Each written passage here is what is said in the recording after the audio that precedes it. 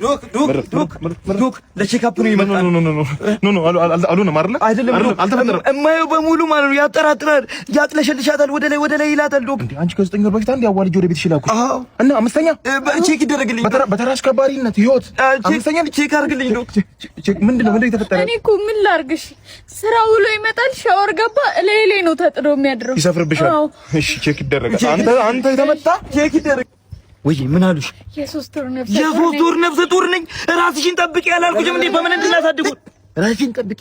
ምን ተከልከለ? ሚስት ነች እኮ አትስጣት። ተከልክለኝ አላልኩም እኔ ግን ራሷን ትጠብቅ ነው ያልኩት። ራሷን እንድትጠብቅ ነው በሳይንሳዊ መንገድ እዚህ ጋር እርግዝና መከላከያ ቀበረ። እሺ ግን አንተ ተኮላውን ፍጥረት ነህ። አንኮነ ብቻህን ማለት ሳይንስና ተፈጥሮን በተመሳሳይ ሰዓት ተጣረቅ። እንዴት አሰግስካት? ይሄን አልፋ መከላከያውን አልፋ አትረግስካት። ምን ታርግ ታዲያ? እንዴ ስማ ተራስ ከባሪ እኮ ነው አይደል? አዎ ታዲያ ቀን በቀን ተደርድሮ ስታያቸው አይሲዎቹ ለአንተ ገቢ የሚያስገቡ መሰለህ? ምን ተማምነህ ነው? ስማ ለአንተ የተሰጠ እንዳለመታደሉ ነው የሀብታም የዘር ሐረግ ነው። የዘር ሐረግ አይለኛል ተተኩሳለህ ታስረግዛለህ። ግን ዳህና ቅንቅናም ነህ። እሱን ረሳ። ሀብታም ነው መራባት ያለበት በዚህ ጊዜ። ሌላኛው ስህተቱ ምን እንደሆነ ታውቃለህ? ሰው ሆነ መፈጠር። ኮርማ ብትሆን በሬ ብትሆን ኖሮ ለባለቤት በስሪያ ገቢ ታስገባ ነበር። ምን እሺ ዶክተር ቆይ እንዴት ነው አሁን ስር ነቀል ለውጥ ማምጣት የምንችለው? ስር ነቀል ለውጥ እሱ ላይ እናወራ አይደል?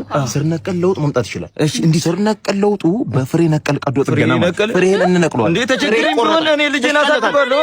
ና ትሸለታለህ